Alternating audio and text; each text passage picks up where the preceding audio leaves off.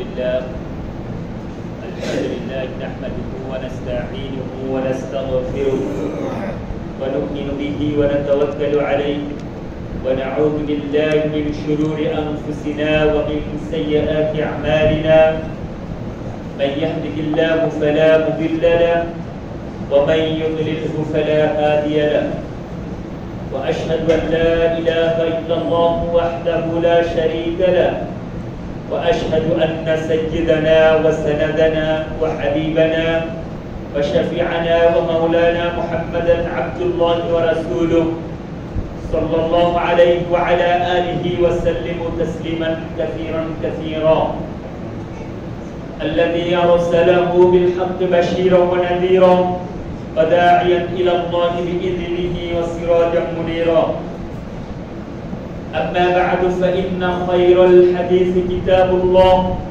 وخير الهدى هدى محمد صلى الله عليه وسلم وشر الأمور محدثاتها وكل محدثة بدعة وكل بدعة ضلالة وكل ضلالة في النار فأعوذ بالله من الشيطان الرجيم بسم الله الرحمن الرحيم يا أيها الذين آمنوا اتقوا الله حق تقاته ولا تموتن إلا وأنتم مسلمون يا أيها الناس اعبدوا ربكم الذي خلقكم من نفس واحدة وخلق منها زوجها وبث منهما رجالا كثيرا ونساء واتقوا الله الذي تساءلون به والأرحام إن الله كان عليكم رقيبا يا أيها الذين آمنوا اتقوا الله وقولوا قولا سديدا يصلح لكم أعمالكم ويغفر لكم ذنوبكم ومن يطع الله ورسوله فقد فاز فوزا عظيما فقال سبحانه وتعالى ولكل أمة جعلنا منسكا ليذكروا اسم الله على ما رزقهم من بهيمة الأنعام وعن عبد الله بن عمر رضي الله عنهما قال رسول الله صلى الله عليه وسلم ما من أيام أعظم عند الله ولا أحب إليه العمل فيهن من هذه الأيام العشر فأكثروا فيهن من التكبير والتهليل والتحميد رواه أحمد আলহামদুলিল্লাহ সমস্ত প্রশংসা সমস্ত গুণগান সেই মহান আল্লাহ সুবহানাহু ওয়া তাআলার জন্য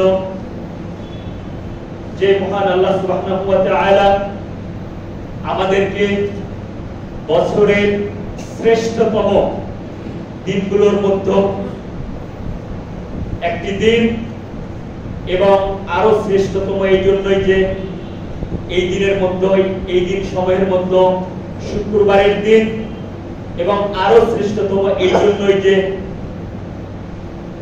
এটি জিলহজ মাসের ৯ম তারিখ এই যে গুরুত্বপূর্ণ চারিদিক থেকে এই দিন মহান আল্লাহ তাআলা আমাদেরকে পাইয়ে দিয়েছেন আমরা সেই দিনে পৌঁছে গিয়েছি তাই মহান আল্লাহ তাআলার শুকরিয়া স্বরূপ সবাই বলে আলহামদুলিল্লাহ দরুদ ও সালাম বর্ষিত হোক সেই মহান রাসূলের প্রতি যে মহান রাসূল এই সমস্ত শ্রেষ্ঠ দিনের আমল কিভাবে করতে হয় তা হাতে কলমে আমাদেরকে শিক্ষা দিয়েছেন এবং এই দিনের বাস্তব গুরুত্ব আমাদের সামনে তিনি তুলে ধরেছেন সেই মহান রাসূলের প্রতি শতকোটি দরুদ ও সালাম আল্লাহুম্মা সাল্লি আলাইহি আল্লাহুম্মা বারিক আলাইহি সম্মানিত মুসল্লিবৃন্দ প্রসঙ্গতই আজকের আলোচনার বিষয় কুরবানি এবং আইয়ামে তাশরিকের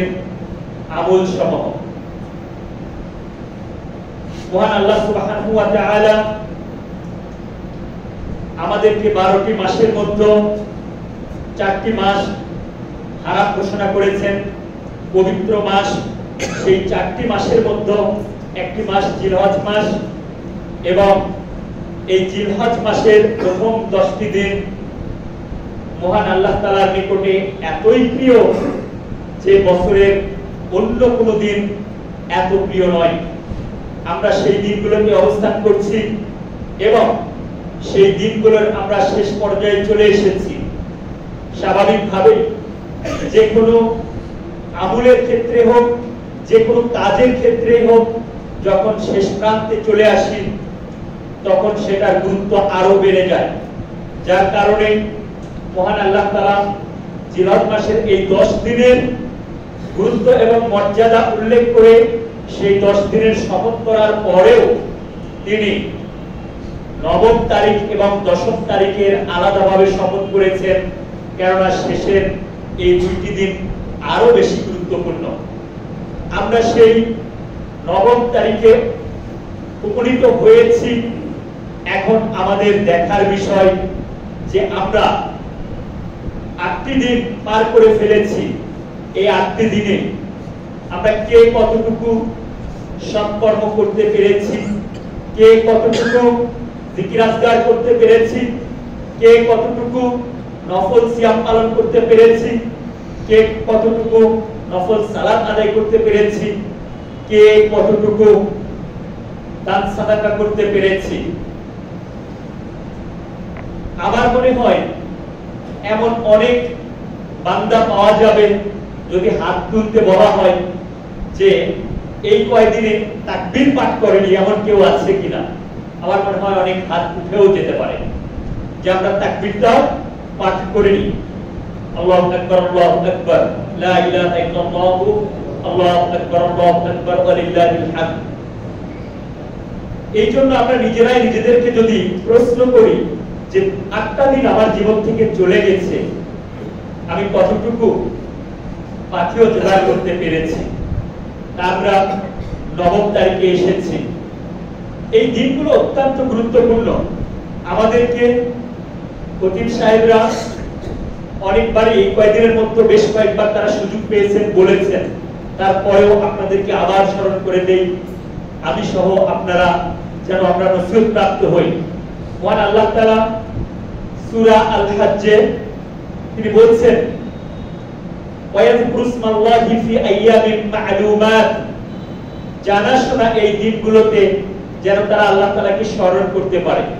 জানাশোনা দিন বলতে এই জিলহজ মাসের প্রথম 10টি দিনকে এখানে বোঝানো হয়েছে এবং প্রত্যেকটা মুফাসসির এখানে একমত যে এখানে মহান আল্লাহ তাআলা এই জিলহজ মাসের 10 দিনকে বুঝিয়েছেন। এবং এটা এতটাই গুরুত্বপূর্ণ যে রাসূল সাল্লাল্লাহু আলাইহি ওয়াসাল্লাম তিনি আমাদেরকে জানিয়ে দিচ্ছেন যে এই 10 দিনের সৎকর্ম বছরের অন্য সকল দিনের সৎকর্মের চাইতে আলাদা, আল্লাহ তাআলার নিকটে অনেক বেশি প্রিয় এবং এতটাই প্রিয় যে জিহাদের আমলের চেয়েও সেটা বেশি প্রিয়।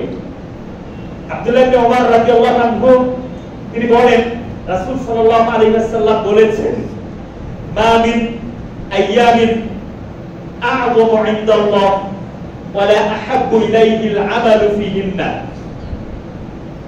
আল্লাহ তাআলার নিকটে এমন কোন দিন নেই যে দিনটা মহান এবং তার নিকটে এর আমল অত্যন্ত প্রিয় মিন হাযিহিল আইয়াম আল আশর, এই 10 দিনের মতো। ফাআকসিরু ফীহিন্না মিনাত তাকবীরি ওয়াত তাহলিলি ওয়াত তাহমিদ, সুতরাং তোমরা বেশি বেশি এই 10 দিন তাকবীর পাঠ করো, তাহলিল পাঠ করো এবং তাহমিদ পাঠ করো। জানি না আমরা কতটুকু সেই তাকবীর, তাহলিল, তাহমিদ পাঠ করতে পেরেছি। তো যতটুকুই পারি, যারা অনেক বেশি পেরেছি আলহামদুলিল্লাহ, এবং সামনে আমাদের আরো যে কটা দিন আছে আমরা আরো চালিয়ে যাব। আর যারা পারিনি তারা অন্তত আজকেও সতর্ক হয়ে যান, আপনার জীবন থেকে এই 8টা দিন চলে গেছে আর সামনে আরো কয়েকটা দিন আছে, এই দিনগুলো যেন এভাবে হেলাই নষ্ট না হয়ে যায়। আমরা বেশি বেশি তাকবীর পাঠ করব, তাহলিল পাঠ করব এবং ইস্তেগফার করব। পাশাপাশি আমরা সৎকর্ম করার চেষ্টা করব, সকল ধরনের সৎকর্ম, সেটা জিকির আজকার হোক, সেটা নফল সিয়াম হোক, সেটা নফল সালাত হোক, সেটা দান সাদাকা হোক, যে কোনো প্রকারের সৎকর্ম আমরা আরো বেশি বেশি করব ইনশাআল্লাহ। কেননা আবার একটি বছর পর এই দিনগুলো আমার তাকদীরে আমার নসিবে আছে কিনা আমি জানি না। তাই এই দিনকে কোনোভাবেই নষ্ট করবেন না, মনে করবেন আপনার জীবনের শেষ এই জিলহজ মাসের দিনগুলো। এবার আমরা আসি আগামীকাল আমাদের 10ই জিলহজ কুরবানির দিন। এই দিনের বেশ কয়েকটি নাম রয়েছে। একটি হচ্ছে ইয়াউমুল আযহা, আরেকটি ইয়াউমুল উদহিয়া, আরেকটি ইয়াউমুন নাহর, আরো একটি নাম আছে ইয়াউমুল হজ্জুল আকবার। এই কুরবানি এই শব্দটি ফার্সি শব্দ, আর আরবি শব্দ হিসেবে কুরবান শব্দ এসেছে, যা পবিত্র কোরআনে মহান আল্লাহ তাআলা ব্যবহার করেছেন। কুরবান শব্দের অর্থ হচ্ছে নৈকট্য লাভ করা, নৈকট্য লাভ করা।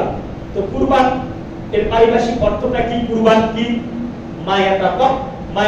মায়াতাকাররাবু বিহি ইলা আল্লাহি তাআলা মিন যাবিহাতিন ওয়া গায়রিহা।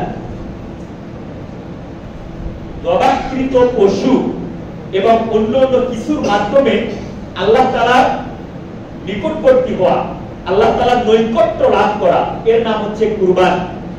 মহান আল্লাহ তাআলা পবিত্র কোরআনের সূরা মায়েদার 27 নম্বর আয়াতে এই শব্দটি ব্যবহার করেছেন। মহান আল্লাহ তাআলা বলেন, ইয ক্বাররাবা কুরবানান ফাতুকবিলা মিন আহাদিহিমা ওয়া লাম ইউতাকাব্বাল মিনাল আখার। যখন আদম আলাইহিস সালামের দুই পুত্র তারা আল্লাহ তাআলার নিকটে এই কুরবান পেশ করলো, আল্লাহ তাআলা তাদের একজনের কুরবানি কবুল করলেন, অপরজনেরটা কবুল করলেন না। এখানে কুরবান শব্দের ব্যবহার হয়েছে। এই কুরবানি নাহর শব্দ নামেও কোরআনে এসেছে। মহান আল্লাহ তাআলা সূরা কাউসারে বলছেন, ফাসাল্লি লিরাব্বিকা ওয়ানহার। অতএব আপনি আপনার প্রতিপালকের জন্য সালাত আদায় করুন এবং কুরবানি করুন। নাহর এটা আমরা যেভাবে গরু ছাগল জবাই করি এই রকম না। নাহর এটা শুধু উটের ক্ষেত্রে হয়, উটকে নহর করা হয়। গরু ছাগল বেশ দুম্বা এগুলোকে নহর করা হয় না, এগুলোকে জবাই করা হয়। উটকে নহর করা হয় অর্থাৎ উট দাঁড়ানো অবস্থায় তার কণ্ঠনালীতে চাকু দ্বারা আঘাত করা হয়, তারপর ধীরে ধীরে রক্ত প্রবাহিত হয়ে ওই উট যখন নিস্তেজ হয়ে জমিনে পড়ে যায় তখন তাকে জবাই করা হয়। এটা হচ্ছে নহর। এই নহর এটা আল্লাহ তাআলা বৈধ করে দিয়েছেন। এছাড়া কুরবানিকে নুসুক শব্দ ব্যবহার করা হয়েছে, এটাও কোরআনে এসেছে। সূরা আল-আনআমের 162 নম্বর আয়াতে আল্লাহ তাআলা বলেন, কুল ইন্না সালাতি ওয়া নুসুকি ওয়া মাহইয়ায়া ওয়া মামাতি লিল্লাহি রাব্বিল আলামিন। হে নবী আপনি বলুন, ইন্না সালাতি নিশ্চয় আমার সালাত, ওয়া নুসুকি আমার কুরবানি, ওয়া মাহইয়ায়া আমার জীবন, ওয়া মামাতি আমার মরণ, লিল্লাহি রাব্বিল আলামিন জগৎ সমূহের প্রতিপালক আল্লাহ তাআলার জন্যই নিবেদিত। তো কুরবানি শব্দটি এভাবে কোরআনে ব্যবহার হয়েছে। আমরা জানব যে কুরবানি এইটা কি শুধু আমাদের উম্মতে মুহাম্মাদের জন্য নাকি সকল জাতির জন্য মহান আল্লাহ তাআলা এই কুরবানি দিয়েছেন। এই কুরবানির বিধান মহান আল্লাহ তাআলা সকল জাতির জন্যই দিয়েছেন। মহান আল্লাহ তাআলা সূরা হজ্জের 34 নম্বর আয়াতে বলছেন, ওয়া লিকুল্লি উম্মাতিন জাআলনা মানসাকা। প্রত্যেক জাতির জন্য আমি কুরবানির নিয়ম চালু করে দিয়েছি, কুরবানির বিধান করে দিয়েছি প্রত্যেক জাতির জন্য। আমরা দেখতে পাই কোরআনে ঘটনা চলে এসেছে। সর্বপ্রথম কুরবানি চালু হয় আদম আলাইহিস সালামের সময়। আদম আলাইহিস সালামের দুই পুত্র হাবিল এবং কাবিলের মাধ্যমে। আমরা ঘটনা জানি যে হাবিল এবং কাবিল তারা দুই ভাই। আদম আলাইহিস সালামের সে সময় যেহেতু মানুষের সংখ্যা কম ছিল, তাই আদম আলাইহিস সালামের একসঙ্গে এক পুত্র এক কন্যা গর্ভে জন্ম নিত এবং তারই ধারাবাহিকতায় কাবিল আত্মার সঙ্গে আরেক কন্যা জন্ম নেয় এবং হাবিল তার সঙ্গে আরেক কন্যা জন্ম নেয়। আর নিয়ম অনুযায়ী তখন আগের গর্ভের পুত্র সন্তানকে পরের গর্ভের কন্যা সন্তানের সঙ্গে বিবাহ দেওয়া হতো এবং আগের গর্ভের কন্যা সন্তানকে পরের গর্ভের পুত্র সন্তানের সঙ্গে বিবাহ দেওয়া হতো। হাবিলের সঙ্গে কাবিলের সঙ্গে যে কন্যা সন্তানটি জন্ম নেয় সে দেখতে একটু সুন্দরী ছিল, যার কারণে কাবিল চাচ্ছিল যে তার সঙ্গে যে জন্ম নিয়েছে তাকে সে বিবাহ করবে।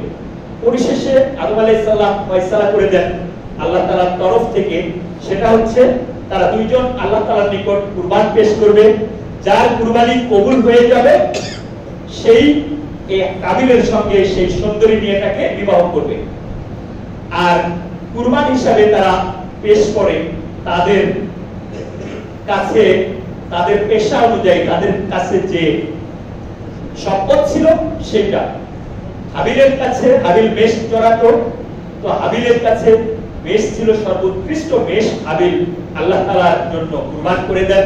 আর কাবিল সে কৃষি কাজ করত, তাই সে কৃষি কাজের তাফসীরে এইভাবে বলা হয়েছে যে কৃষি যে উৎপন্ন ফসল সেখান থেকে সে দুর্বল প্রকৃতির কিছু ফসল আল্লাহ তাআলার নিকট কুরবান করে এবং তখনকার নিয়ম অনুযায়ী এই কুরবানি যেটা কবুল হবে সেটা আকাশ থেকে আগুন এসে সেটা জ্বালিয়ে দেওয়া হতো। তো আল্লাহ তাআলা হাবিলের কুরবানি কবুল করে নিলেন। এই ঘটনা তুলে ধরেছে মহান আল্লাহ তাআলা পবিত্র কোরআনের সূরা মায়েদার 27 নম্বর আয়াতে, ওয়াতুল আলাইহিম নাবা আবনাই আদম বিল হক। আপনি আদম আলাইহিস সালামের দুই পুত্রের সত্য ঘটনা তাদের সামনে তুলে ধরুন। ইদ কাররাবা কুরবানান ফাতুকুবিলা মিন আহাদিহিমা ওয়া লাম ইউতাকাব্বাল মিনাল আখার। তাদের দুজন যখন আল্লাহ তাআলার নিকট কুরবান পেশ করলো তখন আল্লাহ তাআলা তাদের একজনেরটা কবুল করলেন, অপরজনেরটা কবুল করলেন না। ক্বালা ইন্নামা ইয়াতাকাব্বালুল্লাহু মিনাল মুত্তাকিন। তো যার কুরবানি কবুল হলো সে বলল আল্লাহ তাআলা মুত্তাকিদের থেকেই কি করেন, কবুল করেন, গ্রহণ করেন। এই যে ঘটনা, এখান থেকে যেমন কুরবানির উৎপত্তিটাও আমরা জানতে পারি, তেমনি এখান থেকে কুরবানি কবুল হবে কোন শর্তে এটাও কিন্তু আমরা জানতে পেরেছি। সেটা হচ্ছে কুরবানি কবুল হওয়ার জন্য বান্দাকে তাকওয়াবান হতে হবে, তাকওয়াশীল হতে হবে। এর উপর আলোচনা আছে, আমরা সেদিকে আজকে না যাই। আমাদের কুরবানি কোথা থেকে আসলো? আমাদের কুরবানি এটি ইব্রাহিম আলাইহিস সালামের সুন্নাহ। ইব্রাহিম আলাইহিস সালামের কুরবানি আমাদের কুরবানি। ইব্রাহিম আলাইহিস সালামের কুরবানি এই ঘটনা আল্লাহ তাআলা পবিত্র কোরআনের সূরা সাফফাতে তুলে ধরেছেন। 100 নম্বর আয়াত থেকে 108 নম্বর আয়াত পর্যন্ত সেখানে ঘটনা তুলে ধরা হয়েছে। মহান আল্লাহ তাআলা বলেন, রব্বি হাবলি মিনাস সালিহিন ফাবাশশারনাহু বিগুলামিন হালিম। ইব্রাহিম আলাইহিস সালাম ঘটনাগুলো আমি এই জন্যই তুলে ধরছি যে আমরা ঘটনাগুলো জানি, তারপরেও আমাদের মাঝে প্রতিদিন অগণিত গরু ছাগল জবাই তো হয়, শত শত হাজার হাজার গরু ছাগল জবাই হয়, আমরা সেগুলোর গোশত কিনি খাই, কিন্তু সেই গরু ছাগলের সঙ্গে কুরবানির গরু ছাগলের পার্থক্য অনেক অনেক পার্থক্য। কুরবানির গরু ছাগলকে মহান আল্লাহ তাআলা বলছেন তার নিদর্শন, তার নিদর্শন। তো এটা কিভাবে আসলো? ইব্রাহিম আলাইহিস সালামের সেই পিতা পুত্রের ঘটনা থেকে যখন আসলো, আমরা যদি এটাকে আবার নতুন করে স্মরণ করি তাহলে এই কুরবানির প্রতি আমাদের সম্মান বেড়ে যাবে, আনুগত্য বেড়ে যাবে। এজন্য এটা স্মরণ করে দেওয়া। ইব্রাহিম আলাইহিস সালাম যখন বৃদ্ধ বয়সে উপনীত হলেন, তখনও তার বাচ্চা নেই, তখন আল্লাহ তাআলার নিকটে তিনি একটি নেক সন্তান চাইলেন। রব্বি হাবলি মিনাস সালিহিন, ওহে আমার রব, আপনি আমাকে একজন সালেহিন সন্তান দান করুন। ফাবাশশারনাহু বিগুলামিন হালিম। আল্লাহ তাআলা তার দোয়া কবুল করলেন এবং তাকে একটি স্থির বুদ্ধি সম্পন্ন, তাকে ধৈর্যশীল একটি পুত্র সন্তানের সুসংবাদ দিলেন। ফালাম্মা বালাগা মাআহু সাইয়া, যখন এই পুত্র সন্তানটি পিতার সঙ্গে কাজ করার মতো বয়সে উপনীত হলো, পিতার সঙ্গে চলাফেরা দৌড়দৌড়ি করার মতো বয়স উপনীত হলো, তখন আল্লাহ তাআলা তাকে স্বপ্নে দেখাচ্ছেন যে তার প্রিয় বস্তুকে জবাহ করার জন্য, কুরবানি করার জন্য। ফালাম্মা বালাগা মা'আহু সাইয়া ক্বালা ইয়া বুনাইয়া ইন্নী আরা ফিল মানামি আন্নী আযবাহুকা ফানজুর মাযা তারা। হে আমার বৎস, আমি স্বপ্নে দেখছি যে আমি তোমাকে জবাহ করছি, কুরবানি করছি। এ বিষয়ে তোমার অভিমত কি, তোমার মতামত কি? যেমন পুত্র, যেমন পিতা তেমন পুত্র। পুত্র জবাব দিচ্ছেন, ইয়া আবা তিফআল মা তুমার সাতাজিদুনি ইনশাআল্লাহু মিনাস সাবিরিন। হে আমার পিতা, আপনি তাই করুন যা আপনি আদিষ্ট হয়েছেন, যা আপনার প্রতি আদেশ করা হয়েছে। দেখেন, পুত্র বুঝতে পেরেছেন যে নবীদের স্বপ্ন এটা শুধু স্বপ্ন নয়, বরং এটা মহান আল্লাহ তাআলার পক্ষ থেকে আদেশ, নির্দেশ। এবং আল্লাহ তাআলা পূর্বেই বলেছেন যে আমি তাকে একজন ধৈর্যশীল পুত্রের সুসংবাদ দিয়েছি। আর সেই ধৈর্যশীল পুত্র ধৈর্যের পরিচয় দিচ্ছেন, নিজেকে জবাহ করার জন্য নিজেকে আল্লাহ তাআলার জন্য উৎসর্গ করে দিচ্ছেন যে আপনি যা আদিষ্ট হয়েছেন তাই করুন, ইনশাআল্লাহ আপনি আমাকে ধৈর্যশীলদের অন্তর্ভুক্ত পাবেন। এবং তার এই জবাবটা তিনি আল্লাহ তাআলার প্রতি ন্যস্ত করেছেন, ইনশাআল্লাহ বলেছেন, আল্লাহ যদি চায় তো আপনি আমাকে ধৈর্যশীলদের অন্তর্ভুক্ত পাবেন। ফালাম্মা আসলামা ওয়া তাল্লাহু লিল জাবিন, যখন পিতা এবং পুত্র উভয়ই আত্মসমর্পণ করলো এই ঘটনার প্রতি, মহান আল্লাহ তাআলার এই আদেশের প্রতি যখন তারা আনুগত্য পোষণ করলো, ওয়া তাল্লাহু লিল জাবিন, তখন ইব্রাহিম আলাইহিস সালাম পুত্রকে কাঁধ করে শুয়ায়ে দিলেন। যখন শুয়ায়ে দিলেন তখন পিতাও জানতো না যে এই পুত্র জবাই হবে না, পুত্রও জানতো না যে আমি জবাই হব না। তারা এমন একটা পরিস্থিতিতে উপনীত হয়েছে যে যিনি জবাই হবেন তিনি তার জীবনকে আল্লাহ তাআলার জন্য উৎসর্গ করে দিয়েছেন, যার কারণে তিনি শুয়ে গেছেন। আর যিনি জবাই করবেন তিনি হলেন পিতা। আমরা অনেক সময় বলে থাকি যে পিতার কাঁধে পুত্রের লাশ অনেক ভারী। তো পিতা এখানে নিজ হাতে তার আদরের সন্তান, আপনি চিন্তা করে দেখেন, যে সন্তানটাকে শেষ বয়সে তিনি পেয়েছেন, সেই সন্তানকে আল্লাহ তাআলার নির্দেশ সাথে সাথে তিনি সেটা করে দিচ্ছেন। আলাম্মা আসলামা ওয়া তাল্লাহু লিল জাবিন ওয়া নাদাইনাহু আইয়া ইব্রাহিম, সাথে সাথে আল্লাহ তাআলা যখন ছুরিটা চালাবেন তখন আল্লাহ তাআলা জেনে ফেললেন যে ইব্রাহিম আলাইহিস সালাম সত্যি তার আদেশকে, আমার আদেশকে, তার স্বপ্নকে সে বাস্তবায়ন করতে যাচ্ছে। তখন ডাক দিচ্ছেন, ও হে ইব্রাহিম, তুমি থামো, এবার তুমি থামো। قد صدقت الرؤيا إنا كذلك نجزي المحسنين, তুমি তো তোমার স্বপ্নকে সত্যে পরিণত করেছো। আমি এভাবেই আমি সৎকর্মশীলদেরকে আমি পুরস্কৃত করে থাকি।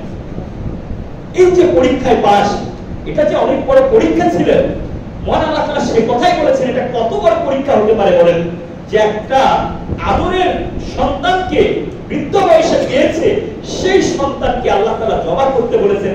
এবং তারা আল্লাহ তাআলার এই নির্দেশকে তারা মানার জন্য তারা একত্রতা প্রকাশ করেছেন, আনুগত্য স্বীকার করেছেন এবং সেটা তারা বাস্তবে পরিণত করতে যাচ্ছেন। এখানে কোনো অভিনয়ের ছিটাফোঁটাও নেই, যার কারণে আল্লাহ তাআলা তিনি সার্টিফিকেট দিয়ে দিচ্ছেন, তুমি তো তোমার স্বপ্নকে সত্যে পরিণত করেছো। এভাবেই আমি সৎকর্মশীলদেরকে পুরস্কৃত করে থাকি। আর আমি তখন কি করলাম, একটি মহান কুরবানির মাধ্যমে তাকে মুক্ত করলাম, ইসমাঈল আলাইহিস সালামকে। এবার বুঝতে পেরেছেন যে প্রতিনিয়ত যে গরু ছাগলগুলো জবাই হয় তার সঙ্গে এই কুরবানির পশুর পার্থক্য কোথায়? আল্লাহ তাআলা বলছেন বিযিবহিন আযীম, এটা হচ্ছে মহান কুরবানি। এই কুরবানির পশু হচ্ছে মহান, এটাকে সাধারণ পশুর সঙ্গে বা সাধারণ জবাইয়ের সঙ্গে তুলনা করতে পারবেন না। এরপর আল্লাহ তাআলা বলছেন ওয়া তারাকনা আলাইহি ফিল আখিরিন, আর আমি এই সুন্নাহটাকে, এই সিলসিলাটাকে আমি পরবর্তী প্রজন্মের জন্য আমি এটা চালু করে দিই। এভাবে আমাদের কাছে কুরবানি চলে এসেছে। তো মাঝখানে একটা আয়াত বাকি পড়ে গেছে, সেটা হচ্ছে ইন্না হাযা লাহুল বালাউল মুবিন, এটা ছিল সুস্পষ্ট একটি পরীক্ষা মহান আল্লাহ তাআলার পক্ষ থেকে, এবং সেই পরীক্ষায় তারা পাস করেছে। আমাদের কাছে প্রতিনিয়ত পরীক্ষা আসে, কিন্তু আমরা সেই পরীক্ষায় কতটা পাস করি? আমাদের কাছে প্রতিদিন পরীক্ষা আসে, মহান আল্লাহ তাআলার নির্দেশের পরীক্ষা। মুয়াজ্জিন হাইয়া আলাস সালাহ হাইয়া আলাল ফালাহ বলে, এই যে দৈনিক 5 বার আল্লাহ তাআলার পক্ষ থেকে পরীক্ষা চলে আসে, আমরা কয়জন এই পরীক্ষায় কতটা পাস করতে পারি? আমাদের কাছে প্রতিনিয়ত আমাদের উপার্জনের পরীক্ষা চলে আসে, আমাদের কাছে প্রতিনিয়ত আল্লাহ তাআলার নির্দেশ মানার অসংখ্য পরীক্ষা চলে আসে, আমরা সেই পরীক্ষায় কতটা পাস করতে পারি? এই ছিল আমাদের কুরবানি। এবার আমরা জানবো যে কুরবানির হুকুম কি। কুরবানি কি আমাদের জন্য অবশ্যই করতে হবে নাকি না করলেও চলবে? কুরবানির হুকুম, কুরবানি সম্পর্কে দুইটি মত রয়েছে। কেউ বলেছেন এটি ওয়াজিব, বিশেষ করে কেউ বলতে ইমাম আবু হানিফা রাহিমাহুল্লাহ এবং তার সঙ্গে শাইখুল ইসলাম ইবনে তাইমিয়া রাহিমাহুল্লাহ, তারা বলছেন কুরবানি ওয়াজিব, এবং তারা যে দলিল দিচ্ছেন তারা বলছেন ফাসাল্লি লিরাব্বিকা ওয়ানহার। আল্লাহ তাআলা বলছেন ফাসাল্লি, অতএব তুমি সালাত আদায় করো তোমার প্রতিপালকের জন্য, ওয়ানহার এবং কুরবানি করো। এখানে নির্দেশসূচক শব্দ ব্যবহার করা হয়েছে, সুতরাং কুরবানি করা ওয়াজিব, এটা তাদের মতে। তারা আরো দলিল দিচ্ছেন মান কানা লাহু সাআন ওয়া লাম ইউযাহি ফালা ইয়াকরাবান্না সাল্লানা। যদিও এটা সহিহুল জামিয়াতে হাদিসটি এসেছে, কিন্তু শাইখ আলবানী এটাকে হাদিসটাকে দঈফ বলেছেন, যে যে ব্যক্তি সামর্থ্য থাকা সত্ত্বেও কুরবানি করলো না, সে যেন আমাদের মুসাল্লা ঈদগাহের মাঠের নিকটবর্তীও না হয়। এছাড়া রাসূল সাল্লাল্লাহু আলাইহি ওয়াসাল্লাম বিদায় হজ্জের ভাষণে আরাফার ময়দানে তিনি বলেছেন আইয়ুহান নাস ইন্না আলা কুল্লি আহলি বাইতিন ফি কুল্লি আবিন উদহিয়া। হে মানব সকল, তোমাদের প্রত্যেকের পরিবারের পক্ষ থেকে প্রত্যেক বছর একটি করে কুরবানি নির্ধারণ করা হয়েছে। এই দলিলগুলোর উপর ভিত্তি করে তারা বলছেন কুরবানি অবশ্যই করতে হবে। রাসূল সাল্লাল্লাহু আলাইহি ওয়াসাল্লাম যার ঘরে কোনো সময় চুলা জ্বলতো না অভাবের কারণে, সে রাসূল সাল্লাল্লাহু আলাইহি ওয়াসাল্লাম তিনিও কুরবানি করেছেন, দুটি করে কুরবানি করেছেন। এমনকি যখন রাসূল সাল্লাল্লাহু আলাইহি ওয়াসাল্লামের সামর্থ্য হয়েছে, তখন তিনি বিদায় হজ্জে তিনি 100টি উট কুরবানি করেছেন, যা পৃথিবীর ইতিহাসে এখন পর্যন্ত কোনো রাজা বাদশাহ করতে পারে। অতএব কুরবানি করা ওয়াজিব, এটা তাদের অভিমত। অন্যদিকে বাকি যে 4 ইমাম রয়েছেন, ইমাম মালিক রাহিমাহুল্লাহ, ইমাম শাফিঈ রাহিমাহুল্লাহ, ইমাম আহমদ বিন হাম্বল রাহিমাহুল্লাহ এবং অসংখ্য জমহুর উলামায়ে কিরাম, তারা এটাকে সুন্নাতে মুআক্কাদা বলেছেন। সুন্নাতে মুআক্কাদা, তাকিদ, অর্থাৎ যেই সুন্নাতটাকে তাকিদ দেওয়া হয়েছে। আমরা যখন সুন্নাতে মুআক্কাদা বলবো তখন সেটা ওয়াজিবের কাছাকাছি চলে যায়, তারা এটাকে সুন্নাতে মুআক্কাদা বলেছে।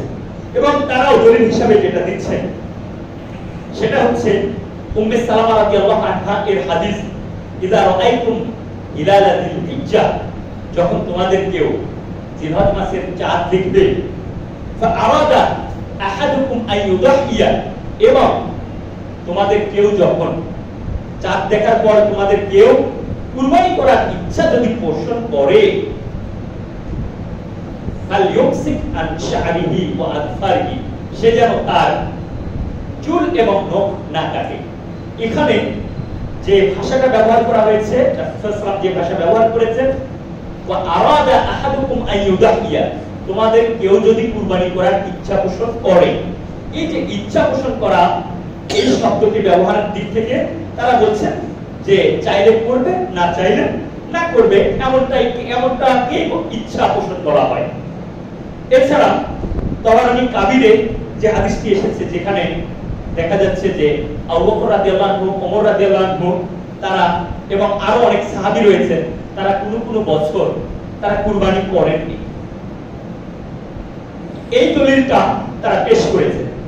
সর্বোপরি উলামায়ে কিরাম এই দুইটি থেকে যে মতটি নিয়ে এসেছেন সেটা হচ্ছে সামর্থ্য থাকলে তাকে কুরবানি করতে হবে। এবং এটাই কওলুর রাজিহ বা শক্তিশালী অভিমত। কেননা এটি একটি ইবাদত, কুরবানি একটি ইবাদত, এবং এই কুরবানির মাধ্যমে মহান আল্লাহ তাআলার নৈকট্য হাসিল করা হয়।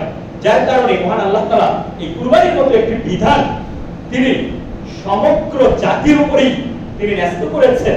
এমনকি এই ঘটনা বিভিন্নভাবে তুলে ধরেছেন এবং কুরবানি করতে উৎসাহিত করেছেন, এবং সূরা আল কাউসারে তিনি আদেশসূচক শব্দ ব্যবহার করেছেন। সর্বোপরি রাসূল সাল্লাল্লাহু আলাইহি ওয়াসাল্লাম নিজেও কুরবানি করেছেন। এমনকি যখন সামর্থ্য হয়েছে তখন তিনি 100টি উট পর্যন্ত কুরবানি করেছেন। তো সবকিছু মিলে এটি বান্দার জন্য একটি পরীক্ষা, অথচ এর চাইতে কঠিন পরীক্ষা ছিল ইব্রাহিম আলাইহিস সালামের, যে ইব্রাহিম আলাইহিস সালামকে পরীক্ষা করা হয়েছিল বৃদ্ধ বয়সে তার একমাত্র সন্তান ইসমাঈল আলাইহিস সালামকে কুরবানির মাধ্যমে। আমাদেরকে সেই পুত্র কুরবানি করার পরীক্ষা করা হয়নি, আমাদেরকে রাসূল সাল্লাল্লাহু আলাইহি ওয়াসাল্লামের মতো 100টি উট কুরবানি করার পরীক্ষা করা হয়নি। আমাদেরকে প্রতি বছর একটি করে ছাগল কুরবানি করার নির্দেশ দেওয়া হয়েছে। সেখানে সামর্থ্য থাকলে প্রত্যেকেরই উচিত অন্তত একটি করে ছাগল কুরবানি করা। এবার আমরা আসি যে এই কুরবানিটা একাকী করবে নাকি শরীকানায় কুরবানি করবে, অর্থাৎ ভাগে কুরবানি করবে। আমরা যদি এক কথায় উত্তর দিই তাহলে গরু এবং উটের ক্ষেত্রে ভাগে কুরবানি করা জায়েজ, ভাগে কুরবানি করা জায়েজ। তবে উত্তম হলো একাকী একটি ছাগল কুরবানি করা। সামর্থ্য থাকলে গরু, সামর্থ্য থাকলে উট, একাকী করা এটা উত্তম, কিন্তু ভাগে কুরবানি করা জায়েজ।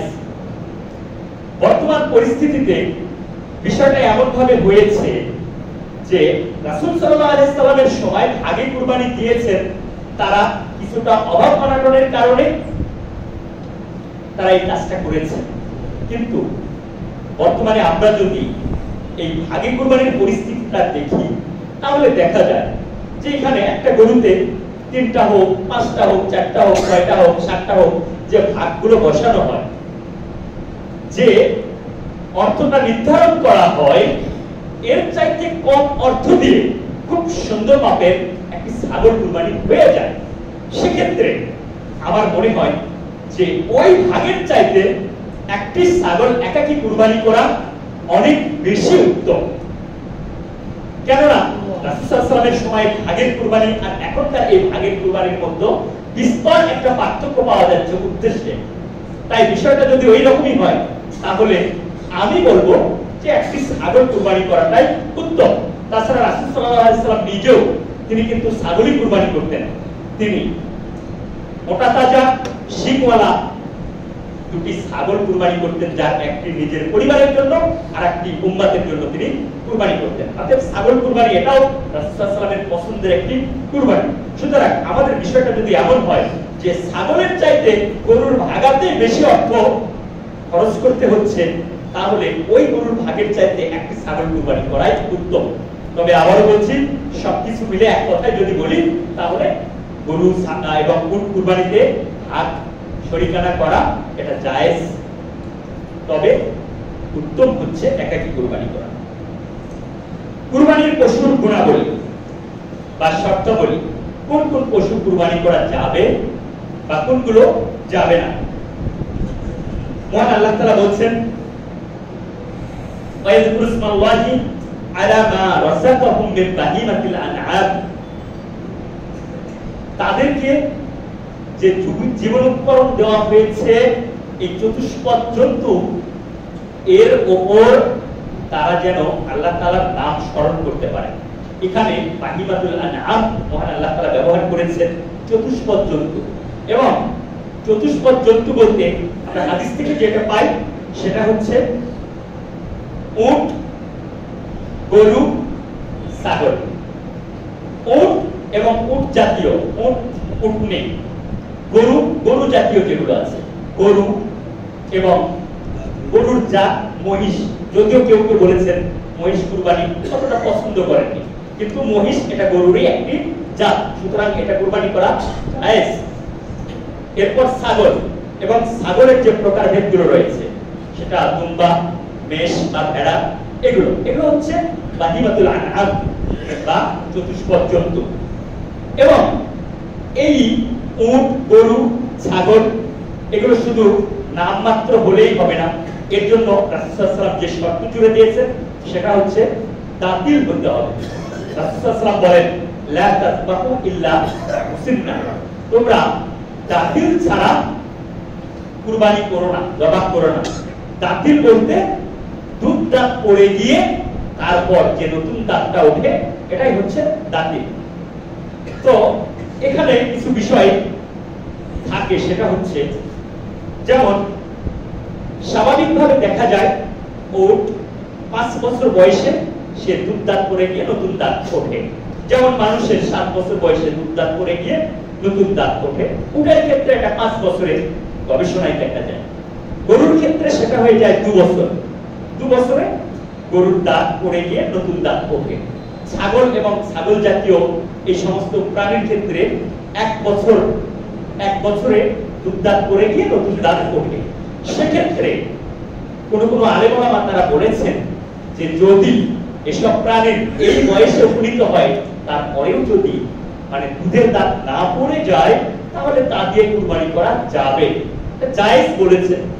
তবে শর্ত হচ্ছে আপনাকে নিশ্চিত হতে হবে যে এটার ওই বয়সটা হয়েছে কিনা, এবং এটা নিশ্চিত হওয়ার জন্য কেবল এটাই আপনি পারবেন, সেটা হচ্ছে আপনার বাসায় যদি ওই ছাগল, ওই গরু বা ওই উট জন্ম নেয়, তাহলে আপনি এটা বুঝতে পারবেন। কিন্তু যখন বাজারে আমরা কিনবো, তখন শুধু বড় দেখবো যে এটা 2 বছরের সমানিত গরু বা 5 বছরের সমানিত বা 1 বছরের সমানিত ছাগল, এটা এভাবে হবে না। আপনাকে দাখিল দেখে এটা ক্রয় করতে হবে, এটা রাসূল সাল্লাল্লাহু আলাইহি ওয়াসাল্লামের নির্দেশ। এরপর শর্ত হচ্ছে এই কুরবানির পশুগুলো ত্রুটিমুক্ত হতে হবে, ত্রুটিমুক্ত হতে হবে। রাসূল সাল্লাল্লাহু আলাইহি ওয়াসাল্লাম বলছেন যে তোমরা যখন কুরবানির পশু কিনবে, তখন দেখে নেবে যে সেটা যেন কানা না হয়, সেটা যেন ঘোড়া না হয়, সেটা যেন শিং ভাঙা না হয়। রাসূল সাল্লাল্লাহু আলাইহি ওয়াসাল্লাম বলেন, আরবাউন লা তাজজি ফিল আওয়াহি, 4টি প্রাণী, 4 শ্রেণীর প্রাণী যেগুলোকে জবাহ করা বা কুরবানি করা জায়েজ নেই। এর মধ্যে একটি হচ্ছে স্পষ্ট কানা, যেই পশু স্পষ্ট কানা। এরপর স্পষ্ট ঘোড়া বা লেগড়া, স্পষ্ট তার একটি হোক দুটি হোক পা ভেঙে গেছে, সে ঘোরাচ্ছে, এই ধরনের পশু কুরবানি করা যাবে না। এরপর স্পষ্ট রুগ্ন, শরীরে জ্বর আছে অথবা শরীরের আপনার চর্মরোগ আছে, এই ধরনের পশু, যেটা অসুস্থ পশু, এই পশু কুরবানি করা যাবে না। এরপর যেই পশুর অস্থিমজ্জা নেই, অর্থাৎ শরীরে হাড়ের মধ্যে ক্যালসিয়াম নেই, পশুগুলো ঠিকমতো উঠতেই পারে না, বসতেই পারে না, ওকে ধরে ধরে উঠানো হয়, বসানো হয়, এই ধরনের গরু পশুগুলো কুরবানির জন্য জায়েজ নেই। রাসূল সাল্লাল্লাহু আলাইহি ওয়াসাল্লাম এগুলো নিষেধ করেছেন। এরপর আপনার পশু হতে হবে নিরঙ্কুশ, আপনারই মালিকানায়, অর্থাৎ পশু চুরি করা পশু দিয়ে কুরবানি হবে না। এখন আপনি হয়তো বলবেন যে পশু আবার কেউ চুরি করে কুরবানি করে কিনা। সরাসরি পশু চুরি করে কুরবানি না করলেও অনেকেই ওই পশু ক্রয়ের টাকাটা চুরি করে। অর্থাৎ এক কথা, এখানে যে পশুটা আপনি ক্রয় করবেন, ওই পশুটা হালাল টাকায় হতে হবে। আপনার উপার্জন যদি হারাম হয়, উপার্জন যদি সুদ ঘুষের মাধ্যমে হয়, উপার্জন যদি প্রতারণার মাধ্যমে হয়, তাহলে ওই পশুটা চুরি করা পশুই হয়ে যায়, তখন ওই পশু দিয়ে কুরবানি হবে না। রাসূল সাল্লাল্লাহু আলাইহি ওয়াসাল্লাম বলেন, ইন্নাল্লাহা তাইয়্যিবুন লা ইয়াকবালু ইল্লা তাইয়্যিব, আল্লাহ তাআলা পবিত্র, তিনি পবিত্র ব্যতীত কোনো কিছুই কবুল করেন না, গ্রহণ করেন না। রাসূল সাল্লাল্লাহু আলাইহি ওয়াসাল্লাম আরো বলেছেন, মান তাসাদদাকা বিআদলি তামরাতিন মিন কাসবিন তাইয়্যিবিন, কোন ব্যক্তি যদি একটি খেজুরের দানাও যদি সাদাকা করে এবং সেটা যদি তার হালাল উপার্জনের হয়, তবে আল্লাহ তাআলা সেটা গ্রহণ করবেন। পরের অংশে বলা হচ্ছে যে ইন্নাল্লাহা লা ইয়াকবালু ইল্লা তাইয়্যিব, আল্লাহ তাআলা এই হালাল উপার্জন ছাড়া তিনি গ্রহণ করেন না। সুতরাং আপনি যে কুরবানি করবেন, এই কুরবানি হতে হবে হালাল, অর্থাৎ হালাল উপার্জনের টাকা দিয়ে কুরবানি হতে হবে। এরপর আপনার কুরবানির জন্য আরো একটি শর্ত, সেটা জায়গার সঙ্গে অর্থাৎ সময়ের সঙ্গে সম্পৃক্ত, অর্থাৎ নির্দিষ্ট সময়ে কুরবানি করতে হবে। কুরবানিকে যদি আপনি ঈদের সালাতের পূর্বেই করেন তখন আর সে কুরবানি হবে না, কুরবানি হতে হবে ঈদের সালাতের পরে। এ বিষয়ে আমরা আলোচনা করেছি যে কোনো ব্যক্তি যদি ঈদের সালাত পড়ার পূর্বে, ঈদের সালাত পড়ার আগে যদি সে কুরবানি করে তাহলে তার সেটা কুরবানি হবে না, সেটা গোশত খাওয়ার পশুতে পরিণত হবে। দৈনন্দিন আমরা বাজার থেকে যে গোশতগুলো ক্রয় করি ওই পশুর মতোই তখন এটা হয়ে যাবে, তখন আর সেটা কুরবানির পশু হবে না। কুরবানি নিয়ে অনেক বাড়াবাড়ি হয় অনেকের মাঝে, যেমন কুরবানির পশু নিয়ে প্রতিযোগিতা করা, কুরবানির পশু নিয়ে প্রতিযোগিতা করা। ইবাদতের ক্ষেত্রে প্রতিযোগিতা করা এটা ঠিক আছে, কিন্তু কুরবানির পশু নিয়ে প্রতিযোগিতা করা, যেমন সে ওই এলাকার নেতা, আরো তার এগেইনস্টে কিছু নেতা আছে, তার চেয়ে ভালো কুরবানি তাকে করতে হবে এই নিয়মে, তার ভাইয়ের চাইতে তার কুরবানিটা ভালো হতে হবে এই নিয়মে, তার বন্ধুর চেয়ে তার কুরবানিটা মানে ভালো হতে হবে এই নিয়মে। এইভাবে যে কুরবানির প্রতিযোগিতা যেটা করা হয়, এইভাবে যদি প্রতিযোগিতা করে তাহলে এটা বাড়াবাড়ির পর্যায়ে চলে যাবে। এছাড়া অন্যের কুরবানি নিয়ে হাসাহাসি করা, অর্থাৎ কেউ হয়তো তার সামর্থ্য অনুযায়ী দুর্বল কিছু কুরবানি করেছে, তাহলে তারটা নিয়ে হাসাহাসি করছে যে এটা আবার কুরবানি হলো ইত্যাদি ইত্যাদি, এটা বাড়াবাড়ির পর্যায়ে চলে যায়। আমরা আগে আরেকটা কথা ভুলে গেছি যে আমরা বললাম যে ত্রুটিযুক্ত পশু কুরবানি করা যাবে না। সেক্ষেত্রে অনেকে প্রশ্ন করে থাকেন যে যদি কুরবানি ক্রয়ের পর অ্যাক্সিডেন্ট বশত ওই পশু ত্রুটিযুক্ত হয়ে যায় তখন কি সেটা দ্বারা কুরবানি হবে না? তো সেটা দ্বারা কুরবানি হয়ে যাবে। আব্দুল্লাহ ইবনে জাবের রাহিমাহুল্লাহ তিনি বলছেন যে তার কাছে প্রশ্ন করলেন যে যদি কোন কুরবানি কেনার পর ত্রুটিযুক্ত হয়ে যায় তাহলে সেটা দ্বারা কুরবানি হবে কিনা, তিনি বলেছেন সেটা দ্বারা কুরবানি হবে। সুতরাং কোন কুরবানি আপনি কিনেছেন যখন, তখন আপনি ত্রুটি মুক্ত কিনেছেন, কিন্তু পরবর্তীতে গিয়ে দেখা যাচ্ছে ওই কুরবানির পশু অসুস্থ হয়েছে অথবা অ্যাক্সিডেন্টে তার শিং ভেঙে গেছে বা কান কেটে গেছে, এ ধরনের কিছু হয়েছে, এটাতে কোনো সমস্যা হবে না, এটা দ্বারা কুরবানি হয়ে যাবে। তো বাড়াবাড়ির আরো একটি পর্যায় রয়েছে, সেটা হচ্ছে ঋণগ্রস্ত ব্যক্তি। ঋণগ্রস্ত ব্যক্তি, এই ব্যক্তি ঋণ করে কুরবানি করছে এই জন্য যে কুরবানি না করলে সে সমাজে মুখ দেখাতে পারবে না, কুরবানি না করলে সে আত্মীয় স্বজনের কাতারে দাঁড়াতে পারবে না, কুরবানি না করলে সে পরিবারের মানুষের সামনে মুখ দেখাতে পারবে না, এটা একটি বাড়াবাড়ির পর্যায়ে চলে যায়। যদি তার কুরবানি করার সামর্থ্য না থাকে তাহলে তাকে কুরবানি করতে হবে না। আর এমন মন মানসিকতা যদি অন্য ইবাদতের ক্ষেত্রে হতো তাহলে তো আলহামদুলিল্লাহ ভালোই হতো। কত মানুষ আছে যে এটা কুরবানি, এটা তো আমরা দেখলাম যেটা হচ্ছে সুন্নাতে মুআক্কাদা, এটা সুন্নাতে মুআক্কাদা, কিন্তু যেই ইবাদতগুলো আল্লাহ তাআলা বান্দার উপর ফরজ করে দিয়েছেন, এই সালাত আদায় করে না ওই সময় ওর লজ্জা লাগে না, সে সিয়াম পালন করে না ওই সময় ওর লজ্জা লাগে না, সে যাকাত দেয় না ঠিকমতো, ওষুধ দেয় না ঠিকমতো, তখন ওর লজ্জা লাগে না, কিন্তু কুরবানি করতে পারছে না এটাতে ওর অনেক লজ্জা, এটা বাড়াবাড়ির পর্যায়ে চলে যায়। তো আমরা কুরবানির আরো যে বিস্তর আলোচনাগুলো আছে যে কুরবানি কিভাবে জবাই করতে হবে, কিভাবে বন্টন করতে হবে, এই আলোচনাগুলো ইনশাআল্লাহ আমরা আগামীকাল ঈদের খুতবাতে আলোচনা করব। এ পর্যায়ে আমরা আসি যে কুরবানির পরের যে 3টা দিন রয়েছে আইয়ামে তাশরিক, এ সম্পর্কে কিছু বলে আজকে আলোচনা শেষ করব ইনশাআল্লাহ। আইয়ামে তাশরিক কি, কেন আইয়ামে তাশরিক বলা হয়, এই আইয়ামে তাশরিকের মধ্যে আমলগুলো কি আমাদের? আইয়ামে তাশরিক বলতে কুরবানির পরের 3 দিন অর্থাৎ 11ই জিলহজ, 12ই জিলহজ এবং 13ই জিলহজ, এই তারিখগুলোকে আইয়ামে তাশরিক বলা হয়। কেন বলা হচ্ছে এই তারিখগুলোকে? কারণ আমরা তো এখন কুরবানির গোশতগুলো ফ্রিজে সংরক্ষণ করি, কিন্তু সেই সময় ফ্রিজ ছিল না, যার কারণে মানুষ কুরবানির গোশতগুলো তারা সূর্যের তাপে, সূর্যের রৌদ্রে শুকাতো। এই জন্য পরবর্তী 3 দিনে তারা সূর্যের তাপে এই বস্তুগুলো শুকাতো, তাই এই 3 দিনকে আইয়ামে তাশরিক বলা হচ্ছে। তো এই আইয়ামে তাশরিক এগুলো কিন্তু অনেক গুরুত্বপূর্ণ দিন, এতটাই গুরুত্বপূর্ণ দিন যে রাসূল সাল্লাল্লাহু আলাইহি সাল্লাম বলছেন সবচেয়ে মহান দিন হচ্ছে আপনার কুরবানির দিন এবং এরপরে আইয়ামে তাশরিকের দিনগুলো। মহান আল্লাহ তাআলা এই দিনগুলোর কথা মহান আল্লাহ তাআলা পবিত্র কোরআনে বলছেন, সূরা বাকারার 203 নম্বর আয়াতে বলছেন ওয়াজকুরুল্লাহা ফি আইয়ামিন মা'দুদাত, ফি আইয়ামিন মা'দুদাত, অর্থাৎ নির্দিষ্ট দিনগুলোতে তোমরা কি করো, আল্লাহ তাআলাকে স্মরণ করো।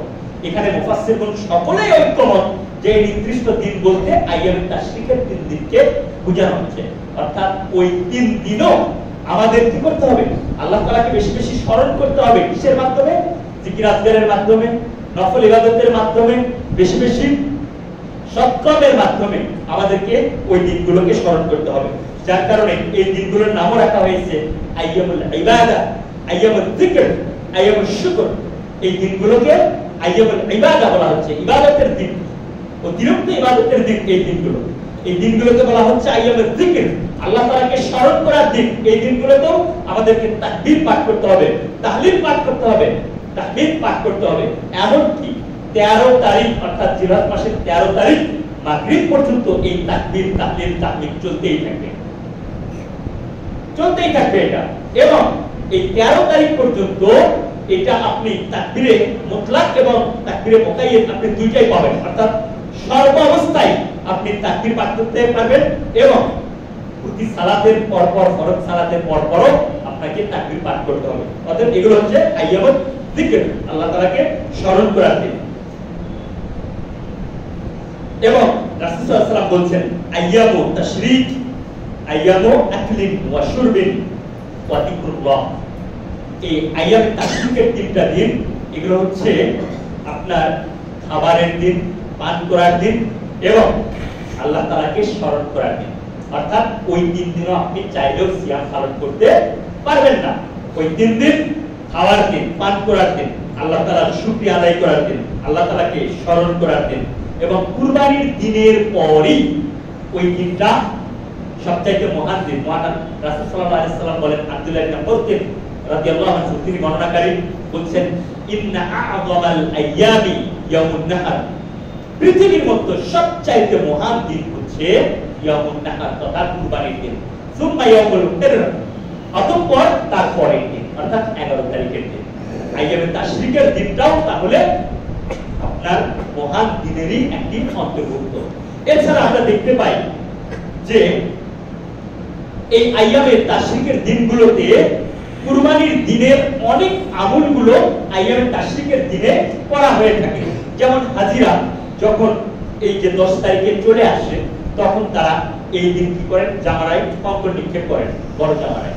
তারপর তাদের যেটা থাকে সেটা হচ্ছে আপনার হজ্জের আরো একটি রুকন, সেটা হচ্ছে আপনার তাওয়াফে ইফাদা। কোন ব্যক্তি, কোন হাজী চাইলে এই তাওয়াফে ইফাদা তিনি বিলম্ব করে 11, 12, 13 তারিখেও তিনি করতে পারেন। ঠিক এমনি ভাবে তাহলে বোঝা যাচ্ছে যে কুরবানির দিনের মতোই ওই দিনগুলো কি আমলের দিক থেকে একই। এছাড়া হাজিরা আরো কি করে থাকেন, তারা কুরবানি করে থাকেন এবং আমরাও কুরবানি করি। তো কুরবানিটাও কিন্তু যেমন 10 তারিখে করা যায় তেমন আপনি 11, 12, 13 তারিখেও করতে পারবেন। তাহলে বোঝা যায় যে কুরবানির দিনের মতোই আইয়ামে তাশরিকের দিনগুলো। এবং আরো যে সমস্ত হাজীদের ওয়াজিব কাজ রয়েছে, মাথা মুন্ডন করা, তারা কিন্তু চাইলে আপনার মাথা মুন্ডনটা ওই 11, 12, 13 তারিখে করতে পারে। আরো আছে আপনার হচ্ছে সাফা মারওয়া সাই করা, এটাও হাজিরা চাইলে 11, 12, 13 তারিখ পর্যন্ত সেটাকে বিলম্ব করতে পারে। তাহলে বোঝা যাচ্ছে যে কুরবানির দিনের মতোই আইয়ামে তাশরিকের দিনগুলো আপনার আমলযোগ্য। এই জন্য এই দিনগুলোতে আমাদেরকে যথাযথভাবে ইবাদত করতে হবে, যেহেতু মহান দিনেরই অন্তর্ভুক্ত ওই দিনগুলো। পরিশেষে আপনাদেরকে বলবো যে করণীয় বিষয়গুলো তো আমরা আলোচনা করলাম, কিন্তু দুঃখজনক হলেও এই দিনগুলোতে, এই মহান দিনগুলোতে যেখানে মহান আল্লাহ তাআলা আমাদের জন্য এই ইবাদতগুলো নির্ধারণ করে দিয়েছেন, তার নৈকট্য লাভের মাধ্যমগুলো করে দিয়েছেন, যেখানে আল্লাহ তাআলাকে বেশি বেশি স্মরণ করতে বলেছেন স্বয়ং মহান আল্লাহ তাআলা পবিত্র কোরআনের আয়াতগুলোর মাধ্যমে। রাসূল সাল্লাল্লাহু আলাইহি সাল্লাম তিনি নিজে এই দিনগুলো, হজ্জের আমলগুলো তিনি নিজে দেখিয়ে দিয়েছেন, শিখিয়ে দিয়েছেন খুযু আন্নী মানাসিকাকুম বলে, এবং আমাদের পর্যন্ত পৌঁছে গেছে। এই দিনগুলো পবিত্র দিন, পবিত্র মাসের পবিত্র দিন, এবং আরো উত্তম দিন বছরের অন্যান্য দিনের চাইতে।